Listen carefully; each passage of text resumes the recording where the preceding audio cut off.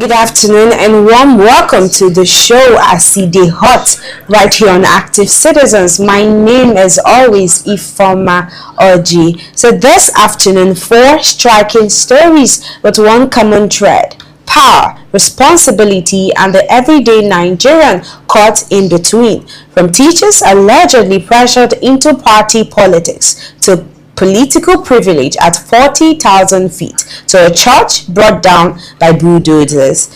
First, finally, a stranger punished for simply trying to save a life. Let's begin in Enugu State, where allegations are raising serious questions about democracy and workers' rights. Reports claim public school teachers are being asked to submit their national identification numbers and even their family members' details for registration with the ruling party, the All Progressive Congress (APC). The alleged threat: comply or risk losing your job. The Enugu state government is yet to formally clarify the claims, but labor group says if jobs are tied to party loyalty, that crosses a dangerous line. And the question many Nigerians are asking this afternoon is simple: when public service becomes party service, who protects the people? Good afternoon once again. The show is at the Hot right here on Active Citizens. I have with me in the studio, I have Sharon Enemchuku and Genevieve Okeke. Good afternoon. How are you doing this afternoon? I'm fine, and you? I'm fine. How was your weekend and how was yesterday? I mean, just me, what's going on? Well, it's hectic, but we thank God it's going smoothly. Oh, that's right. Tasha, Wachuku, Alpha. I'm fine. I'm fine. How are you this afternoon? Very well. You look good, Miss Pinky. Thank you. You too. All right. So for our first story for the day, we don't have a video, but this is coming. The directive, according to the rumors we heard, was coming from Enugu State government. They asked that all the teachers and even their family members should submit their details, their NIN, that if they don't submit that and if they don't register for the what's it called, the membership, APC membership form, if they don't submit it and if they don't join APC, that they risk losing their job. And this has garnered a lot of attention online, a lot of people saying that the governor, this is more like this is another autocracy booming. And it was for me quite shocking that the governor of Enugu State could actually do something like that. Though we are still working on speculations, it's not yet being clarified by the Enugu State government. But I'll start with you, Sharon. What's your take on this? Like you said, it's given us autocracy, honestly speaking. I remember for the morning show when we were talking about the governor of Anambra State, Governor Charles Soludo, and you mentioned how you thought his process and his ways concerning the Onitsha main market was autocratic. And now in Enugu State, it's a different type of autocracy. This is forcing down your throat what you don't want. Exactly. Because I have not decided if I want to be an APC member or not. I have the freedom. The last time I checked, right, we have the freedom to join whichever party we want to join. We practice a multi-party system of governance, right? Which means I can choose to be under any party. If you are, because you defected to the party alongside your lawmakers, defected to a particular party, which happens to be the ruling party, it doesn't compel the people of that state to become members of that party. It really reminds me of Edo State, where Governor Kwegolo came out to promise, I think now it's about 3.2 million votes, right, to the president. Yeah, so yes. It's no longer 2.5. No, he added that of his deputy and someone else. So I think just together is 3.2 million votes that they're promising him. So it's as though you're trying to repeat what the Edo State governor is doing, promising the president an amount of votes and ensuring. Now you're starting with teachers, and it's so sad because teachers, I feel for them, right? They do the most. They put in their heart into their work, only for them to, because they're not being paid enough, maybe they know they're not doing as well, people that don't have side hustles, you are now forcing them in order to keep their jobs. That is the height of autocracy to me. Well, that's for me, like you said, is the height of autocracy. But still talking about the topic now, Genevieve, like I said, you've heard from Sharon. What's your take on this? Do you think this is more like the governor of Enugu State, though it's still a speculation? Do you think it's him crossing the boundary with the citizens of Enugu State and the workers? First off, he has already crossed the line, crossed the boundary. Starting from when you go to the rule of law and you check the constitutions, yes, you would see that he's infringing on the human right. First of all, you have no audacity, or you don't have any right to go and tell someone or to create someone and force someone to join a party that they don't have any intention of joining. So he's crossing the boundary. What we are seeing here is power toggle, like, oh, I'm in charge and you have to do. In fact, this is looking like a tyranny case, because why are you coming to, and you're even threatening them? And you know the worst part here is that he has a hold on them, because he knows that teachers are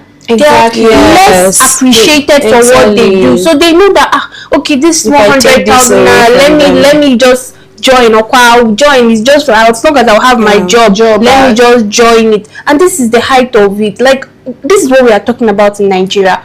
We don't have democracy, we don't have good government, and this is what we are talking about. And we will never get there if we keep waking up every day and we are seeing this nonsense. Wow, that's interesting. Now, Sharon, do you think that we are slowly kind of normalizing intimidation in Nigeria? Because a lot of people will say it's either you join them or be eaten, something like that. If you cannot join them, you join them. Okay, I think, right, this is, I don't know, honestly, I've not seen it like this before in Nigeria, honestly speaking. We have seen some length of extremism when it concerns governance and government, but like this, I'm not sure I personally have seen it like this before. I don't know if it's becoming a trend. I don't know where it started from. I don't know if it started from Wike. I don't know, because if you look at it, Wike really has done a whole lot and they've let it slide now. And even when he was doing all these things, he was not even governor. He was minister, and he just left seat as governor. Now these are governors now saying to themselves, okay, yes, I am the governor of this state, I am the #1 citizen or resident of this state, the chief security officer of this state, I can go ahead and do whatever I want to do. But if you look at the decisions they're making, it is always in alignment with the center. Because if this was against the center, if he was perhaps in ADC, if he was in ADC and he came out and said, oh, everybody must sign this registration form, right? Yes, they would fight him. But now nobody is going to talk, because it's all for the benefit of the president. It's all for the benefit of the party. It is helping their vision, which is to have, I think, a one-party system and reduce it from multi-party to one-party system. That is why we're not having people checkmating these things, because in a normal country, you're not supposed to wait somebody. You don't force. These are the situations you even call state of emergency. This case is quite a serious one.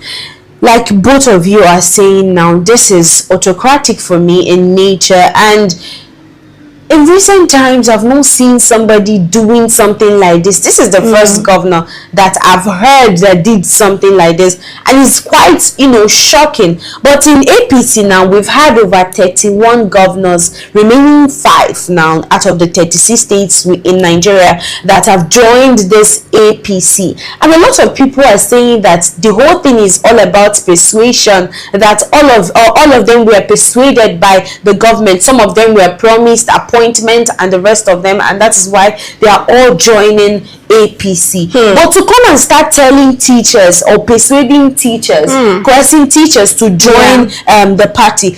If teachers join today, tomorrow who else are you going to persuade? Are you going to come for the market people? Are you going to come for the nurses, the healthcare sector?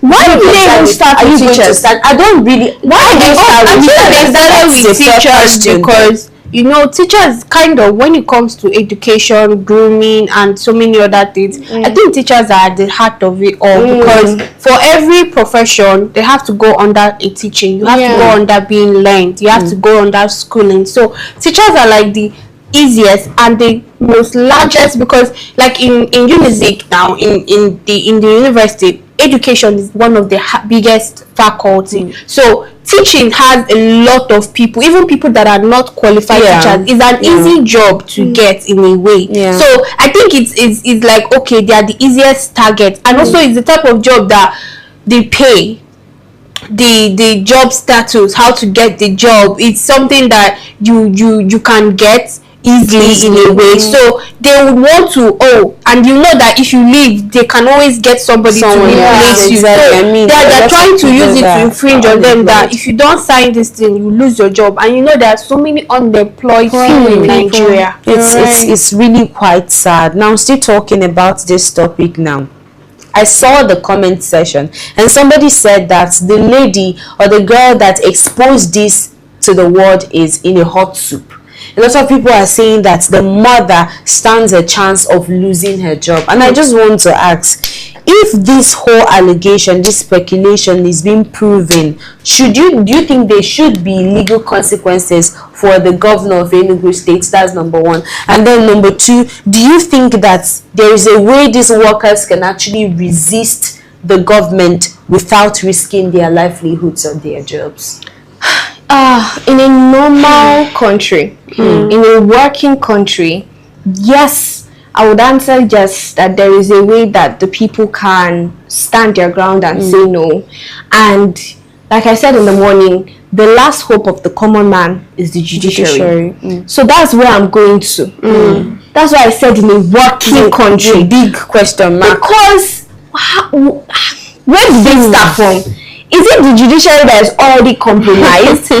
The executive has so infiltrated other arms of government so badly that they have forgotten what they were initially called to do. They've forgotten their job description. It is so bad now that the governor or anybody, let me just even start with the governor of a state, feels that he's the number one personality through and through in every sphere, that the number one residents in every situation, even if it's in the judiciary, they always want to find a way for the judiciary to compromise to their benefit. Nobody remembers the word independent anymore. The judiciary is supposed to be independent of everything. No infiltrations from the executive or individuals or organizations.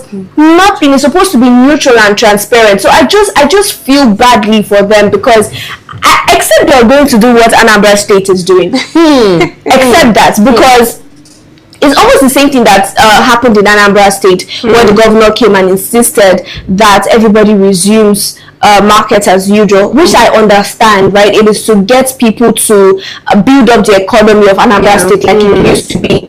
And people refused. They came, they saw some people, and some people did not come out, and they were in their numbers. So except they're going to have that united front, and the teachers, we have teachers association, where they can come together and say no. Protest is another option. Since the matter has not been taken to court, where a court will come and say nobody should protest, they can't start from protest, and we'll see what happens. And they should also maximize social media as well. Protest now.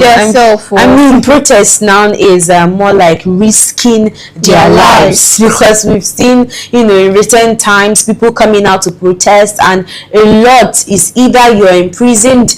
As of last week, I saw a group of people that were imprisoned in, that should be either Lagos State or Abuja, because they were singing a song. That should be Lagos State. Yes, they were imprisoned because they were singing some kind of aggressive songs, like aggressive song. The governor there said that is an insult to his personal. So that was how he whisked all of them, packed all of them, and put them in prison. So, but right now they are actually out. The matter is already in court now. So it's the kind of country that we live in, that even to express yourself freely is a very big problem. And everybody keep talking about democracy. Even the president of Nigeria talk about democracy, but we just ask him, are we still operating in a democratic nation? Maybe that's a question that maybe our comment sections or people in our comments can answer, or even the president can answer that. But nobody should be prohibited from protesting.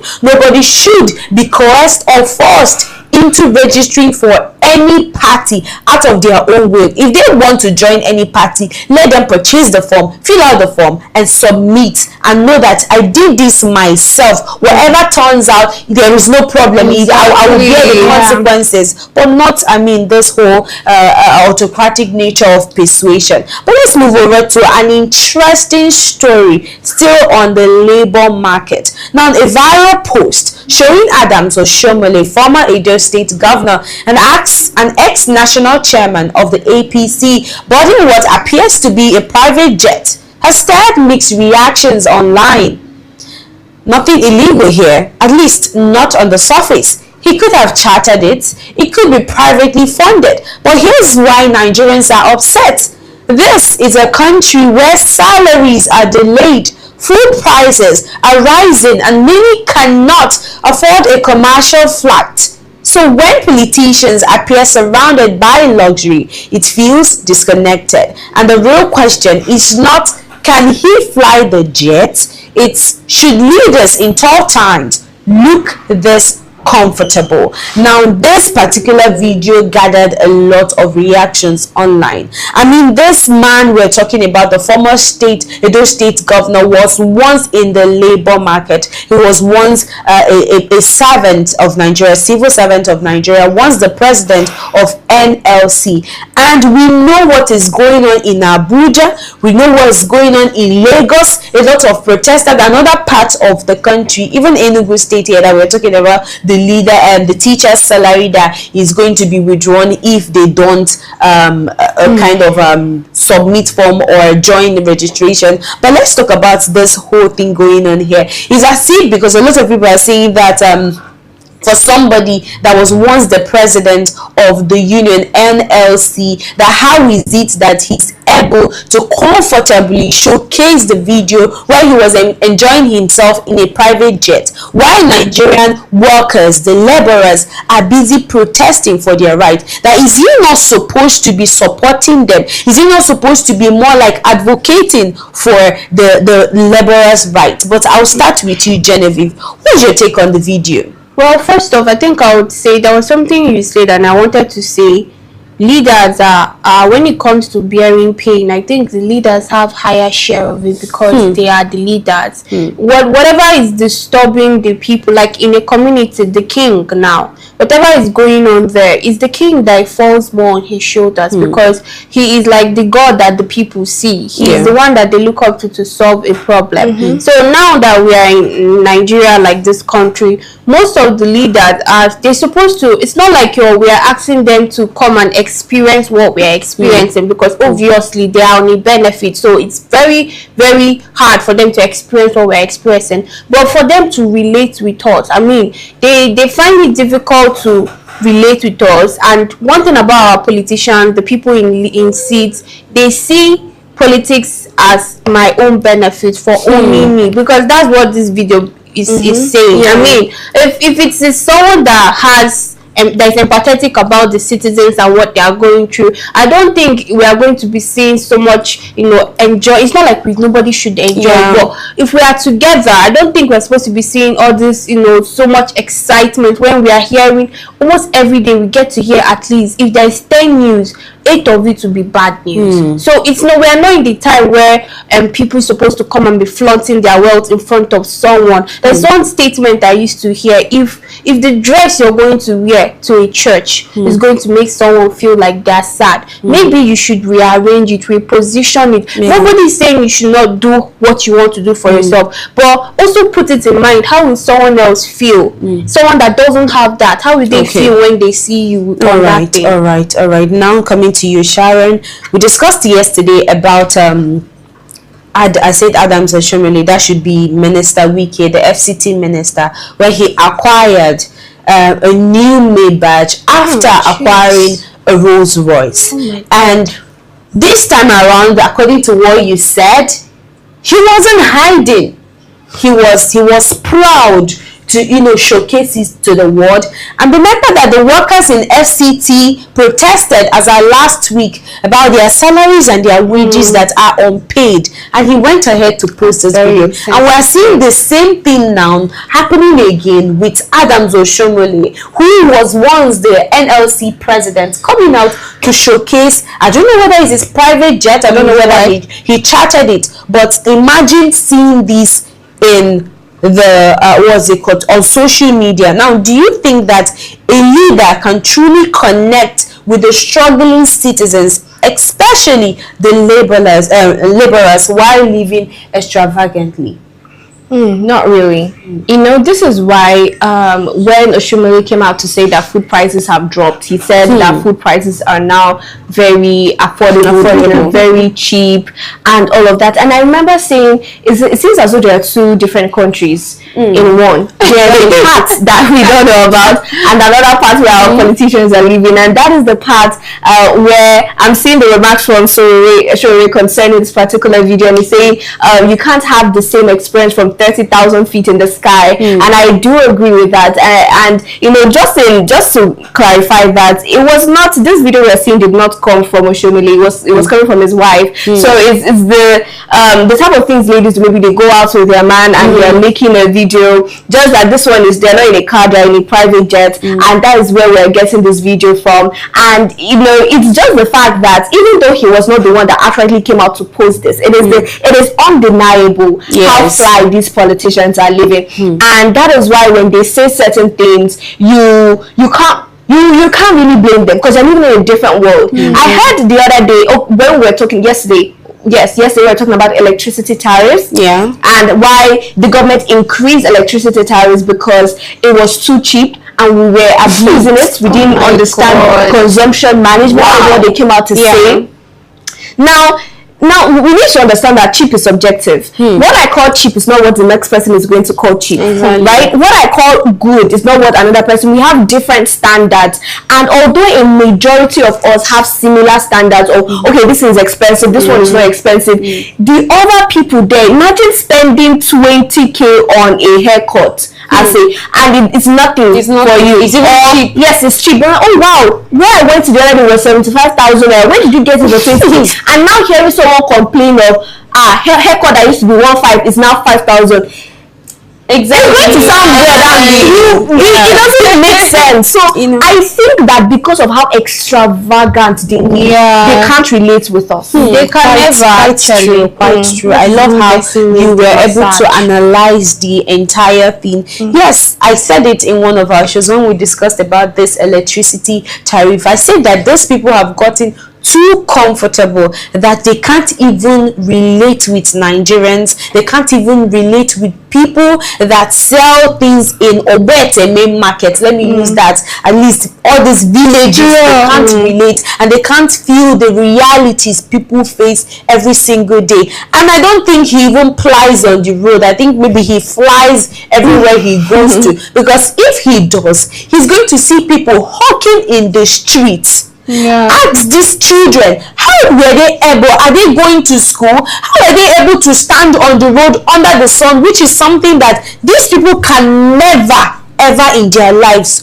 do? And it's quite difficult, and it's quite disheartening that we're living in a country where some people live in a glass house and they constantly throw stones at people that maybe they regard as peasants, and it's not, for me, it's not soothing, and that culture should actually be abolished. But this is where we move over to the next topic for today, which is Ibadan State, where controversy trails the demolition of a worship center linked to GF David Ministries. Now, supporters say the Oyo State government, led by Seyi Makinde, targeted a church, but government sources suggest it may be part of the ongoing urban planning and road expansion enforcement. So what's the truth? We're yet to find out. In many states, structures, markets, homes, shops, even mosques and churches have been demolished for violating planning laws. But here's the sensitive part. A church isn't just a building. It's faith, community, and emotional attachment. So So even when demolition is lawful, poor communication makes it look cruel. And when bulldozers arrive before dialogue, government loses public trust, because legality without empathy still feels like oppression. Let's take a look at the video, and when we're back, we'll have a full conversation on the topic. I can't just stop recording.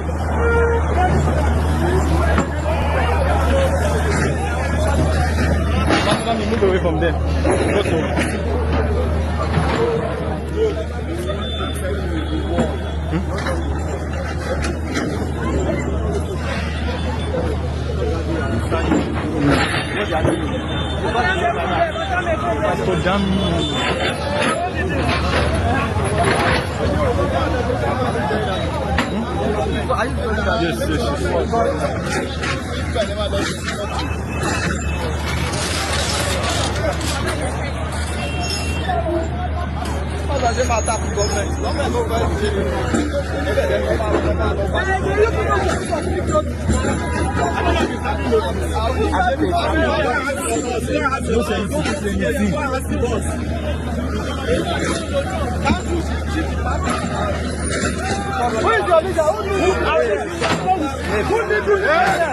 I don't like it. Please, please.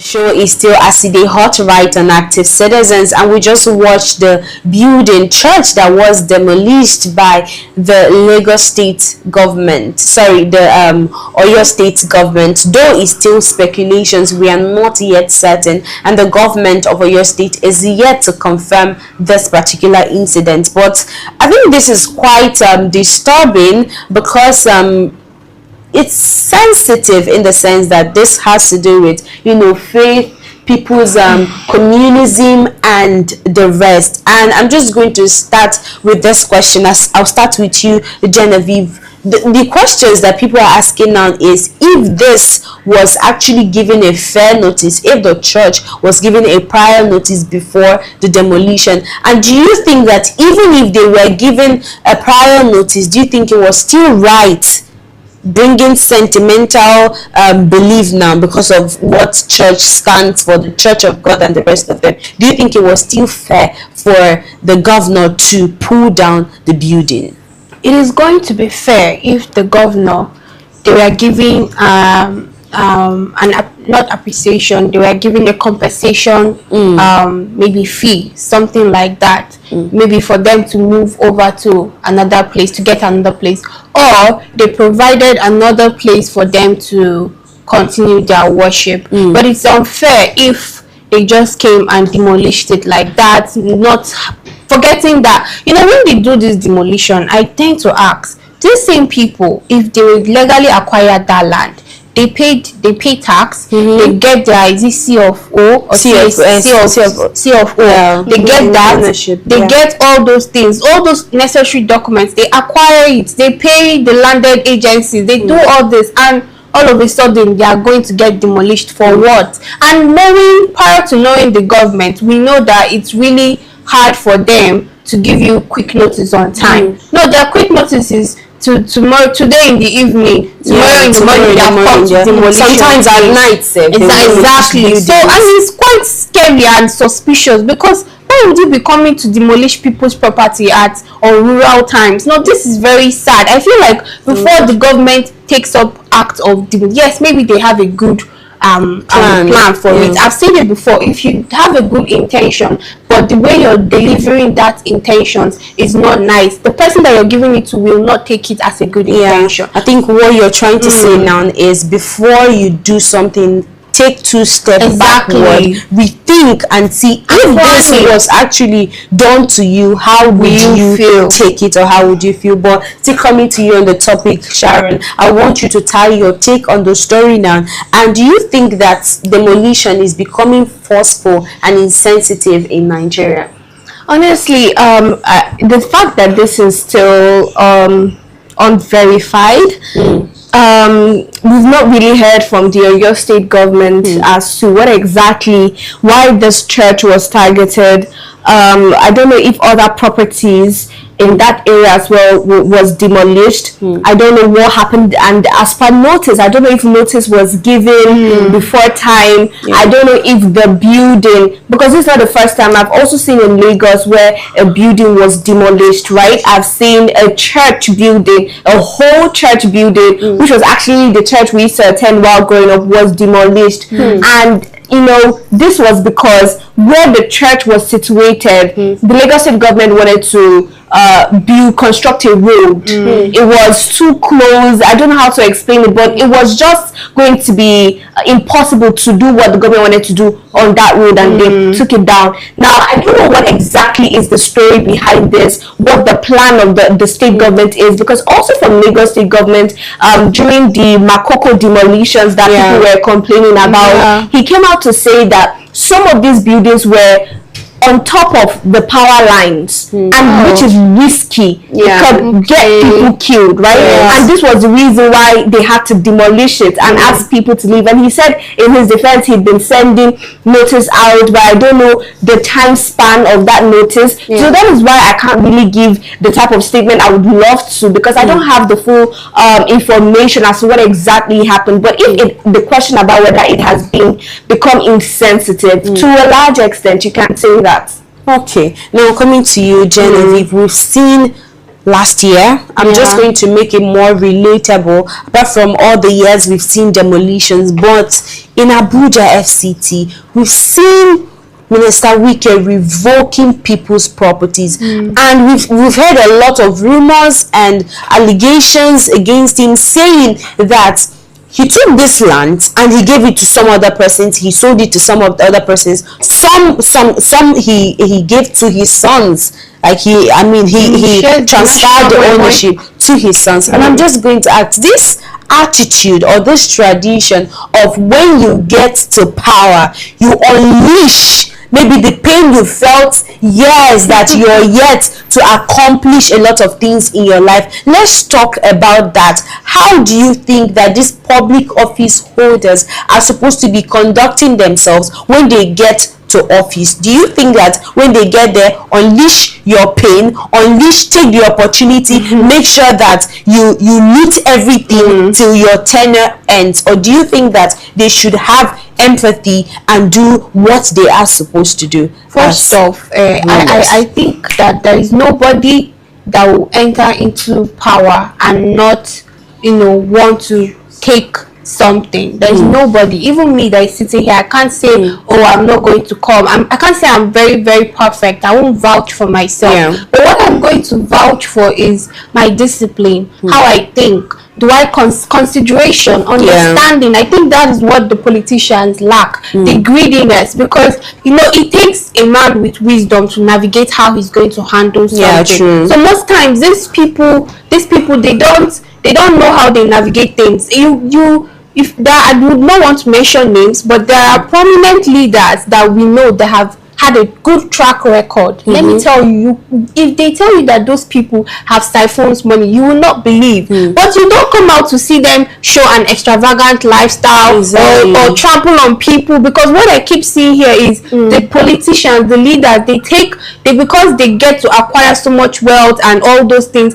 they feel like they are gods, and they trample on the people that are actually working for that wealth. Because it's Nigerians, it's the citizens' hard-earned sweat that these politicians are sitting on and enjoying. So I feel like politicians, leaders, people on high powers, when you're doing something, if you want to share the national memory, share it with understanding. Please, because you are taking on people's sweat. People go out every day just to hustle and pay tax and pay government fees, pay whatever things they have to pay as citizens, and at the end of the day they are not seeing the fruit of their labor. It's painful. It's quite painful. Now let me just tie this story with my take now. I've seen the governor of Enugu State, the former governor of Enugu State, I think that should be Sullivan Chime. During his time, Enugu State got to witness democracy at its peak.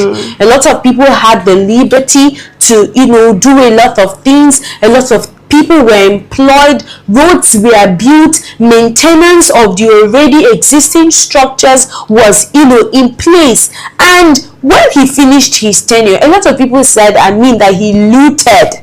That he looted money. Of course. But in a situation whereby you loot money, but the necessity is being put in place, the basic amenities that you're supposed to provide for the people, you do that, you do your due diligence in office. People will not even mind if you loot all the money, the taxpayers' money, everything, so long as you do the right thing. They don't have to beg for diligence. Exactly. But still talking on this topic now, Sharon, do you think that communication should have been better? Dialogue with these church members or the church leaders would have been better to prevent the outrage. I wanted to say something, and it's the fact that like you said when you were giving your take, I don't understand why it gets to a point where it seems as though these politicians, they get to the place of power and it seems as though that power has robbed them of their humanity.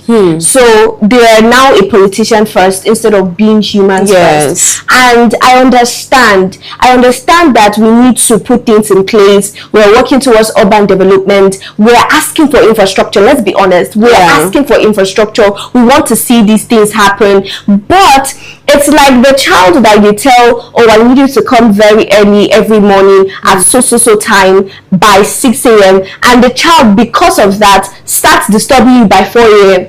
You are taking it to the extreme. You're being extreme. So I think that is what is happening now. In as much as we want to build this infrastructure, we want to put things right, we need better planning, better development to even attract tourism into the nation or into our cities. We do need this for revenue generation, something that is not oil, right? But the way and manner in which we're going about it is going to always be my problem when it concerns the government, and this one is not an exception. Even.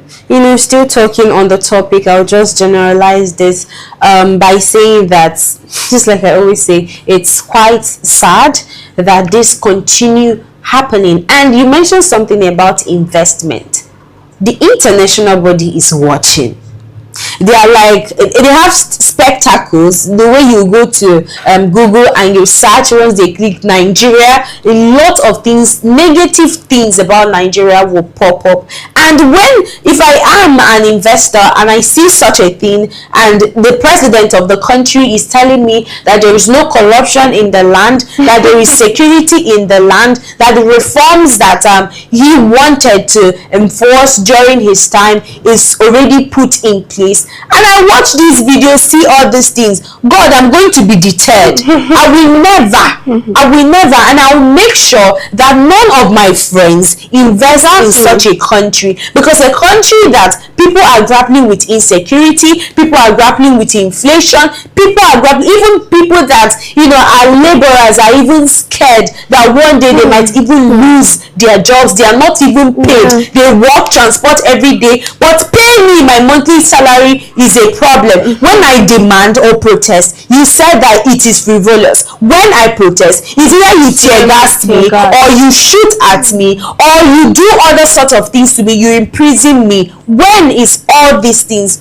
going to stop? But still talking about humanity, let's move over to the next story in Ojota, near Maryland in Lagos. A man reportedly stopped to help a pregnant woman in labor. He made a U-turn, he stepped in, and he tried to save a life. But amid the chaos, 125,000 naira meant for mother and baby supplies was allegedly stolen by bystander. Yes, while a woman was giving birth, someone was stealing. Now, the story shared by Punch newspapers has sparked heartbreak online, because this isn't about money, it's about something deeper.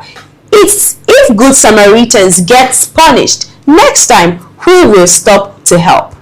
Now, this is a question that a lot of people are asking. But before we dive into the story properly, I would want us to take a look at the video of the man, the said Samaritans, kind of expressing and detailing his ordeal while delivering the woman's baby. Let's take a look.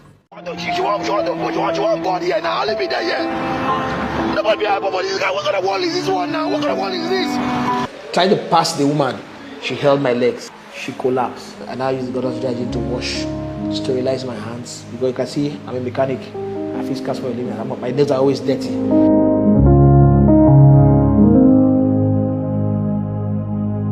It was on the 13th of December. I came all the way from Ilorin. So when I got to Ojota, Levi, heading towards Maryland, there was a woman by the BLT. Being on the bike, your vision will be narrow at that speed. I was at around 80 to 100. So you're looking at the tunnel vision inside your helmet. So I just saw her standing. So I had to adjust my mirror. In adjusting my mirror, and I saw her again.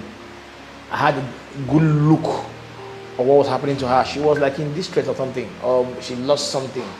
So I left. I did a U-turn, one way traffic on the BLT. So when I got there, asked her what happened. She was, the only thing I could hear that made sense to me was Ikorodu General Hospital. I was curious, so I now asked the guys around, what's the woman's story? He said she had been like this for 3 hours. I said, okay, have you guys called for her? They said they don't know what they are calling for her for. She's the mad woman. I said, mad woman, she's well dressed. Even though she has some luggages and all that, she's well dressed. Why would you complain she's mad? I just said, okay, let us look for help.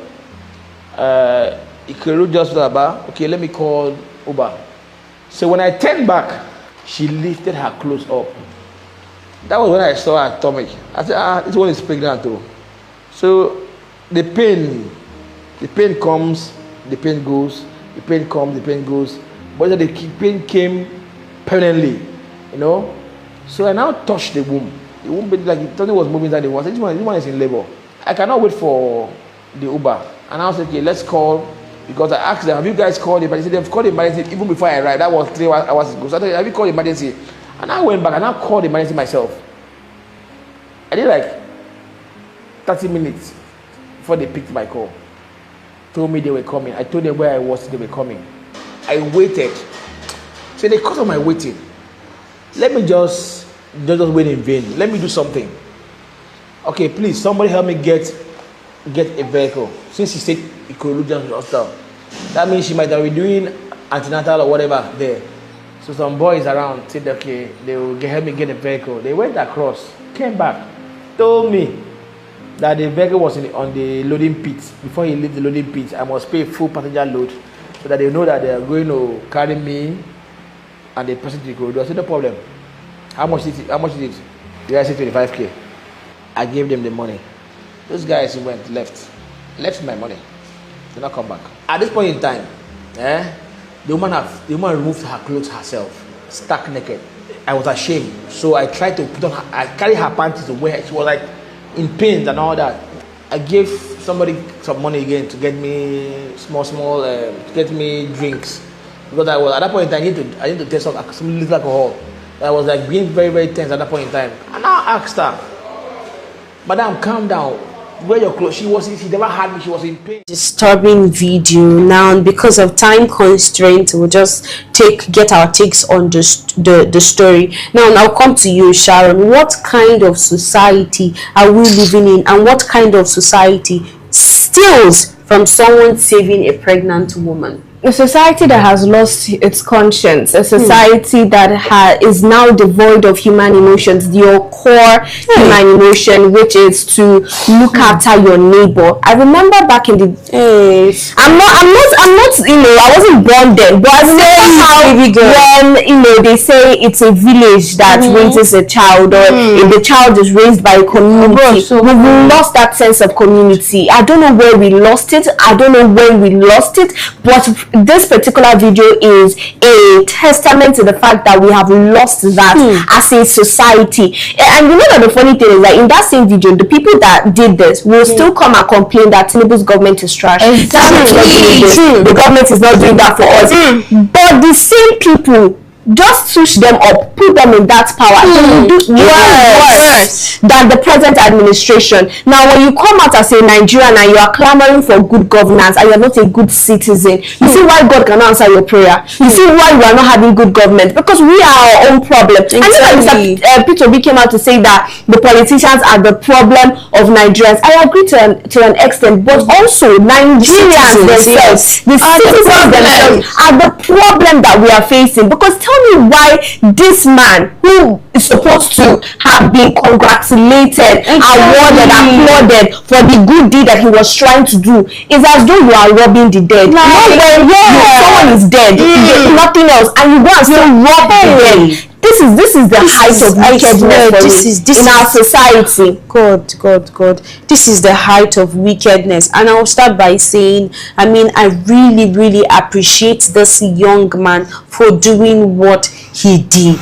We talk about Samaritans, we talk about philanthropists. This man you're seeing here is not a medical doctor. And it is a miracle that he was able to deliver a child in such circumstances. And it's so sad that we've lost touch with humanity. Nobody is feeling like, let me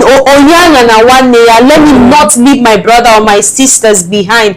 People, when they see that a lot of people are going through pain, agony, the first thing we do, we take our phones and we make videos and we post on social media to gain what exactly? Have you lost the touch of humanity? Have you lost sensitivity? Have you lost empathy? How is it that we've come to this point in our society, in this present society, that we can't even decipher when to help, when to assist people in need? And the only thing we do in such situation is to steal from people that is trying to save lives. It's quite sad. Now, coming to you, Genevieve, do you think that it's kind of the hardship that we're facing in Nigeria that has actually contributed to we losing a kind of losing touch of humanity or empathy? First off, I want to say, wherever this man is, and if he's watching, God bless you. Please don't stop. It's going to be very hard in this kind of country, but don't stop. God bless you. Now, coming to that, it's not every time that there's a saying, when the chicks are born, they follow the mother hen. So it's not every time that you blame the government. I said it before, that it takes wisdom for someone to navigate something and discipline. So we, the citizens, we want to have someone to fault. We should also fault ourselves, how we relate with people. I see the times when they will increase something or like this tax stuff now. We see people that will, in their shop, there's currently a woman now. If I come to buy something, I'm transferring 15 naira every time. Not like that in other shops. Not like that in other shops. So these are the things. Why am I transferring 15 naira for what? Now the bank is charging them. These are the things that, like, okay, the bank is not charging me. So these are the things. We, the citizens, we also need to tell ourselves the truth. We need to look at ourselves. Where have our humanity gone to? Where have our understanding gone to? Why do we want to lose ourselves so much? Yes, maybe the hardship has encroached on it, but it doesn't mean you still have a choice. I was talking to my younger brother yesterday, and he was telling me, all these people that know they don't have something to do, they chose to do whatever it is. Exactly. So you still have a choice for you to be kind. I mean, how come somebody be doing such a nice thing, and the next thing the person you're stealing from him, and then the people are surrounded and be videoing, and it is very, very sad. It's very, very sad. Nigerians, what is our problem exactly? I'm telling you, we need to look into ourselves. Exactly, we really need to look within. Maybe go for brain evaluation, because this is what we need at this point in time. Because tell me how such an incident will be happening, and you're seeing, according to the man, he said at a point the woman stabbed herself naked, and he was astonished. He didn't know what to do at that point in time, and bystanders were standing, like people were standing watching. How seriously? I don't know how we got to this point that we are in Nigeria, and how is it that we've lost touch? To that, there's not even an emergency. I was coming to that particular thing. Now, in a sane country, we have emergency teams, cars. According to the man, he said at least 3 emergency vehicles passed him. He was trying to weigh them down, that they were just passing, leaving the incident, seeing what was going on. Now, in a normal country, because I mean this is an abnormal country. In a normal country, Sharon, how is this situation supposed to be treated?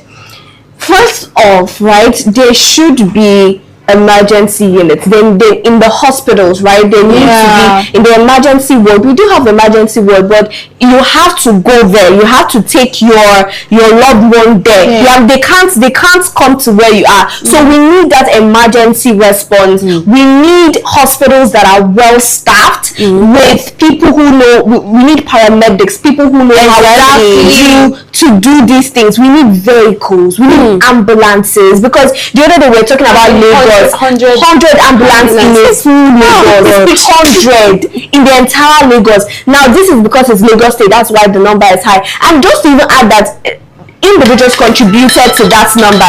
Individuals contributed to that number. The ones that the government provided were about 40 ambulances, right? And then if you see things like that, you'll come to a place, and I really feel for Anthony Joshua when he came out and he was making the same remark about his the accident that he was involved in that took the life of his best friend for years and that injured another friend of his.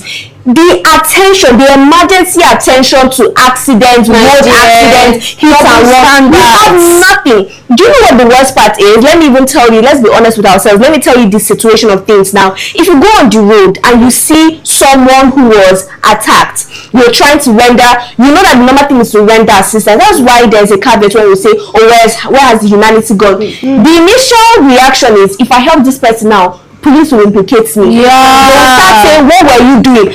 They will just find a way to pin it on you. Exactly. So now, if you know what's good for you, the mindset is, let me just leave this thing now, so that I don't implicate myself and I don't put myself in a mess. Because from helping somebody, it's going to always become something else. Because the police, they don't have the strength for investigation. They don't even have what it takes to conduct a proper investigation. So if you're asking me what should be the normal response, first of all, we should have emergency units, we should have paramedics, we should have ambulances first, and a working police force. Exactly. That's quite apt. I mean, poverty should not excuse crime in situations like this. It should never. I mean, I keep talking about how we've lost touch of humanity. This is a case, and we saw the story we had yesterday about the unfortunate death of Ifunanya, who is more like a rising star in the entertainment industry, and how her case was treated. This is a case or an incident that is supposed to be avoided by all means. How is it that in a country, the whole giant of Africa, we don't have anti-venom in hospitals? She visited 2 hospitals. Can you imagine? 2 hospitals. By herself. She wasn't rushed to the hospital. Nobody called an ambulance to come and pick her. Nothing of that sort. She took herself. She hurt herself. She was if she was taken properly care of, she would have still been exactly now getting to the hospital. They had to remove the first aid treatment she gave, administered to herself, and the entire venom spread through her entire body, and that was what led to her death. Imagine if we have quality health workers. Imagine if we had anti-venom in hospitals. This would have been avoided. This incident now that we just discussed about a woman that was delivered, a bystander gave birth for her children. This is a case where we would have involved ambulance here. We're supposed to be having at every checkpoint at least one ambulance that will be situated there, monitoring situation, knowing when people need attention and going to meet them at their time of need. This is something that we need in hospitals, but it's quite unfortunate they call us the now disgraced country. And when we talk about being a zoo country, this is the same thing that we talk about. We keep on complaining about our leaders and how parents they've gone. We keep on complaining about our leaders, about how they spend extravagantly. But if we're being given the slightest opportunity, we will do worse than those leaders. And this is not supposed to be in a sane country. It's not supposed to be in a civilized country. It's not supposed to be in a democratic nation. It is not supposed to be in a country that, everybody still have the right to choose what is right and wrong. I shouldn't come here and be teaching you empathy. We shouldn't be coming to teach you how to address situations when people need help, how to come for people's help. I shouldn't teach you. This is something that you should know with your conscience. By the end of the day, we can only talk. It's left for you to choose what is right and wrong for you. But these stories has like I said, garnered a lot of reactions, but I'm just going to add or end the show with this. I will start by appreciating Genevieve Okeke for your immense analysis to these stories, and thank you so much, Sharon and Chuku, for throwing your voice or lending your voice to the cause of this conversation and maybe making Nigeria a better place. If you are watching for the first time, thank you for tuning in. The show is Aside Hot right here on Active Citizens, when we discuss trending issues in Nigeria and maybe beyond Nigeria. It's time for you to maybe like, comment and share, subscribe, to all those good things. We really appreciate, and we would love you to join us every single time that we air on this channel or this particular page. Now this is where we're going to call it a wrap on Aside Hot, and I'm just going to say this. We treated 4 stories. Now this particular 4 stories kind of mirrors power, pressuring workers, privilege, disconnecting leaders, policy clashing with faith, and everyday kindness under attack. Different headlines, same questions. What kind of society are we becoming? Because governance isn't just about laws. It is about trust. It is about humanity. My name is Ifoma Oji. Until we see you in the evening for Active Citizens Parliament, do have a lovely and empathetic afternoon.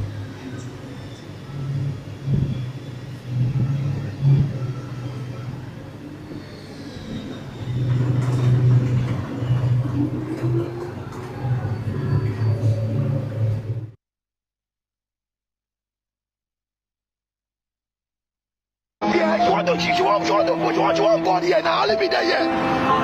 Nobody be able to this guy. What kind of wall is this one now? What kind of wall is this? Trying to pass the woman, she held my legs. She collapsed, and I used God's detergent to wash, sterilize my hands. I'm a mechanic. I fix cars for a living. My nails are always dirty.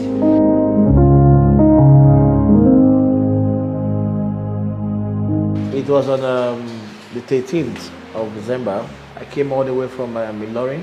So when I got to Ojota, Levi, heading towards Maryland, there was a woman by the BLT. Be on the bike, your vision will be narrow at that speed. I was at around 80 to 100. So you're looking at a tunnel vision inside your helmet. So I just saw her standing, so I had to adjust my mirror. In adjusting my mirror, and I saw her again. I had a good look of what was happening to her. She was like in distress or something, or she lost something. So I left. I did a U-turn, one way traffic on the BRT. So when I got there, asked her what happened.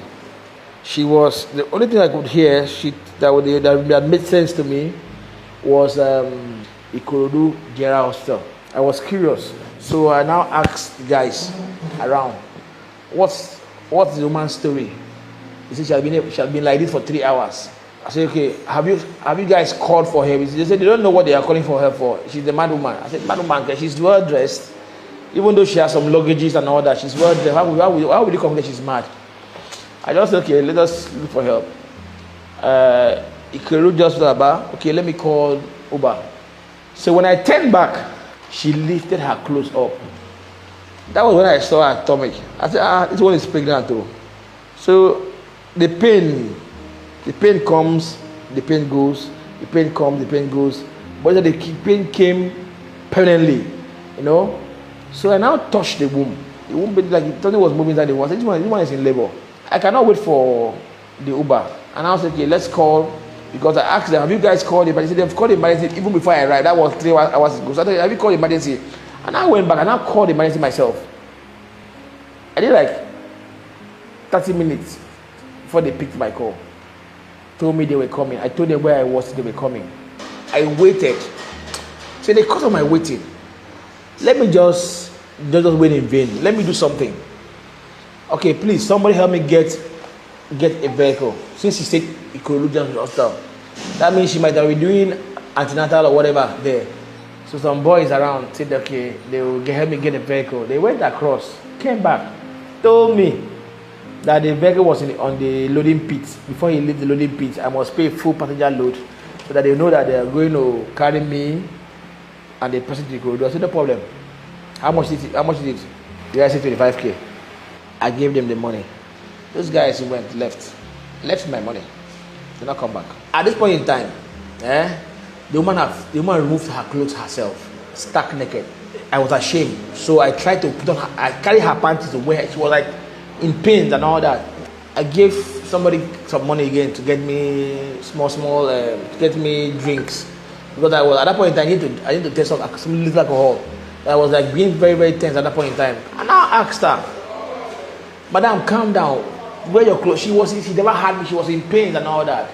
And also a guy standing, well dressed, observing all what was happening. I know really well that you get pampers for newborn, you get spirits, you get wipes. Normally, when I was younger, you see napkins and all that. I don't know about now napkins, but we had to put everything into the list. How much is it? He stated 100K will be enough for now. 2 bundles of 500 naira note gave to the guy. A bus passing by, he flagged the bus, entered the bus and left. That was the end of that guy. And after that guy again, 125,000 gone down the drain for nothing. That was where I was angry. Tears ran down my eyes that we've lost humanity. At this point of our lives, we prefer money over the life of human beings. That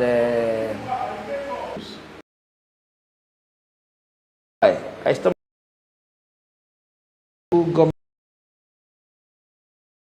So to do